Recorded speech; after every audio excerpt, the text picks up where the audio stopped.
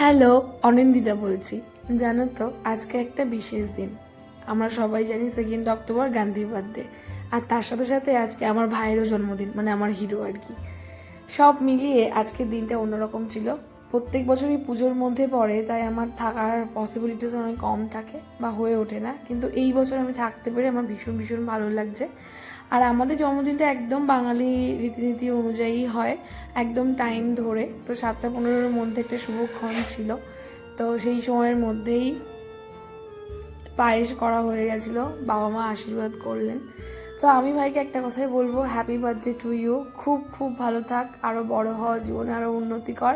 আর হ্যাঁ, এইভাবে আমার পাশে থাকিস। সব মিলিয়ে তোর দিনটা ভীষণ ভালো কাটুক, তুই অনেক বড় হ।